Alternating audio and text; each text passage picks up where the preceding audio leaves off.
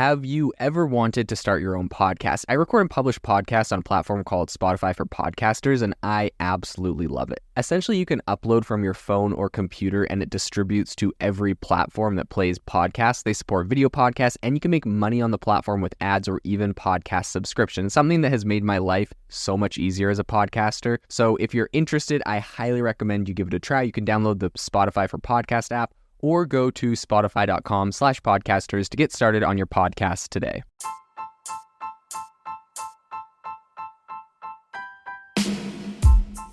Welcome to the ChatGPT podcast. I'm your host, Jaden Schaefer. Each episode, we dive into the latest developments in the exciting field of artificial intelligence, exploring its applications and potential impacts on our daily lives.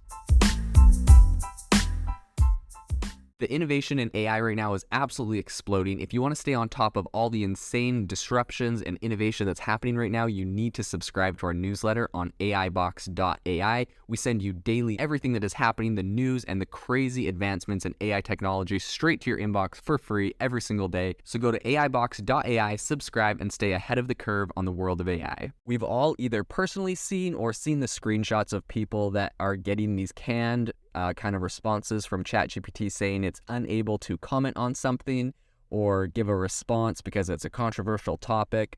This has been really popular lately with politics. You can see ChatGPT, if you ask it to write you a positive poem about Joe Biden, it will do so. But if you ask it to write you a positive poem about Donald Trump, it will say he's a controversial character in politics and I can't comment on that. So we're seeing kind of this essentially, some people call it censorship. Some people are calling it trust and safety.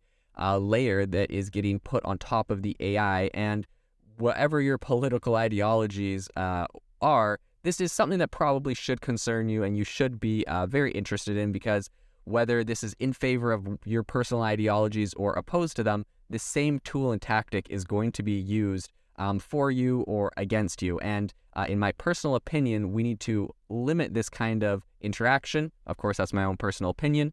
But regardless of that, today on the podcast, we're going to talk about how this works exactly, why ChatGPT has this, and what are considered controversial topics to ChatGPT. So let's dive into the podcast. As you know, as an AI language model, ChatGPT is designed to provide helpful, informative responses. But there are certain areas that are considered controversial or sensitive.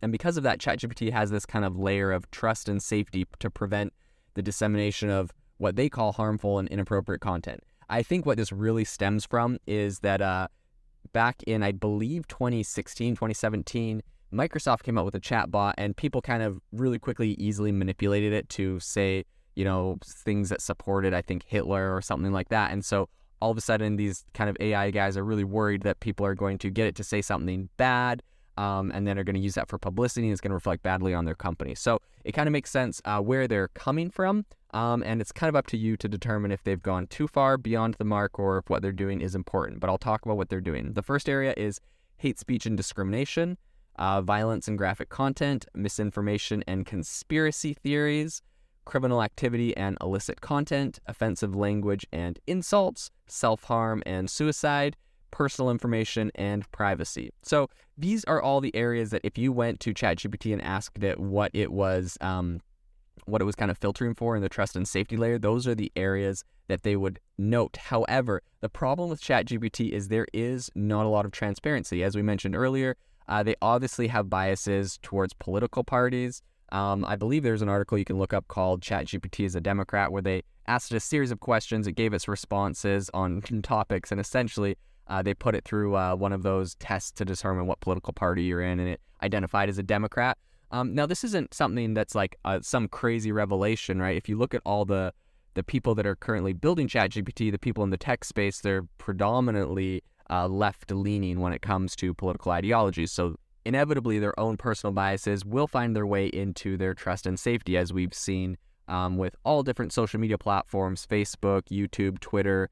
And Elon Musk did a lot of work exposing kind of with his Twitter files what was happening behind the scenes at Twitter politically and, with censorship and in respect to all of that. So this isn't something that's new in the industry. This is kind of well known. I'll talk about the areas that they have publicly disclosed. And number one is hate speech and discrimination. So Obviously, that would be something that a lot of people would consider important. Unfortunately, it all comes down to the enforcement, because this area, unfortunately, can be used where, some people and some companies and some, you could call them censorship teams, are saying anything that I disagree with is hate speech. So, there is that kind of avenue and that argument that people make. The other area, violence and graphic content.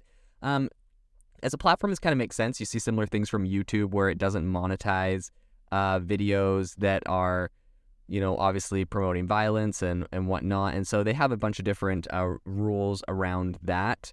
And so this kind of does make some sense. Misinformation and conspiracy theories.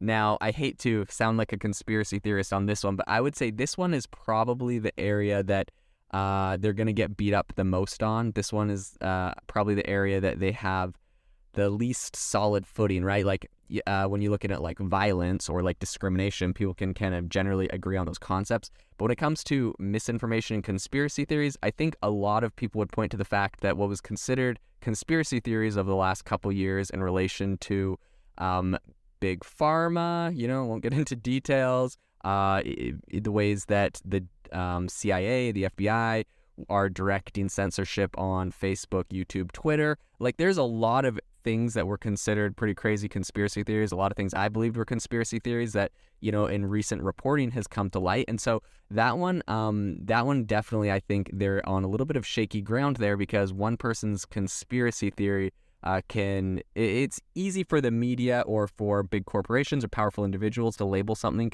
as conspiracy theory if they don't like it. And when the facts come out that it's true, it definitely puts a bad taste in the public's mouth. So that one is pretty tricky. Criminal activity and illegal content. That one is a little bit easier for them to, have some solid grounds on, because even if someone agrees or disagrees on something ideologically, if it's illegal, right? Like if there's a law against selling crack cocaine in America, they're not going to technically create content telling you how to sell crack cocaine. Regardless, maybe some people think crack cocaine is amazing and it should be legal, and some people think it should be illegal. It doesn't really matter about the moral debate on that one. If it's illegal, they're not going to support it. And so I think that one's probably one of the easiest things for them to kind of stand behind and enforce. The other one is offensive language and insults.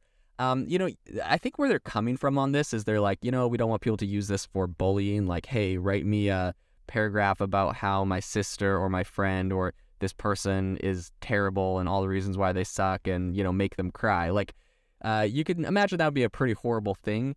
At the same time, it's kind of, people's versions of offensive language are definitely different. People have different perspectives on that. So that one I say they're a little bit shaky on. Number 6 would be self-harm and suicide. That one's a no-brainer. That one, I don't think anyone really is going to have a lot of arguments on that. Then also personal information and privacy. I think, that's a very bipartisan topic. No one is going to be arguing that, this thing should be having less privacy or giving out more personal information about people. So I would say in conclusion, while ChatGPT is trying to provide helpful information on a wide range of topics, it also recognizes the importance of it says it recognizes the importance of promoting a safe and respectful online environment. But as such, it's pretty tricky to draw the line sometimes on these trust and safety measures and what would be considered censorship, especially when there's kind of built-in biases just by the group of people enforcing that. So it's going to be interesting to see how this goes forward. OpenAI has received a lot of criticism of this recently, especially on the political front, right? I mean, you're looking at America where this thing was created. Half the country is conservative, half the country is liberal. By looking at the presidential voting records, this is pretty standard. And you obviously can't have a powerful tool used by everyone skewed towards half of the country and skewed away from the other half. So there's been a lot of controversy on this, a lot of criticism on this. And to be fair, I think that Sam Altman, the CEO of OpenAI, has actually addressed this and said that they're working on making AIs that are more inclusive of different people's perspectives, views, and their cultures and whatnot. So it's going to be interesting to see how this changes. Perhaps they'll have different options available in the future for OpenAI or ChatGPT, where you can select kind of where your ideologies lie, what your beliefs are. Some people say this will create more of an echo chamber. But at the same moment, I say give the people the free choice to create their own trust and safety layers, decide what they do and don't want to see on the platform. And I think that at the end of the day, this is really going to be the way that this is successful and doesn't sideline people the most. So it'll be interesting to see what they do with this in the future. If you are looking for an innovative and creative community of people using ChatGPT, you need to join our ChatGPT creators community. I'll drop a link in the description to this podcast. We'd love to see you there, where we share tips and tricks of what is working in ChatGPT. It's a lot easier than a podcast, as you can see screenshots, you can share and comment on things that are currently working. So if this sounds interesting to you, check out the link in the comment. We'd love to have you in the community.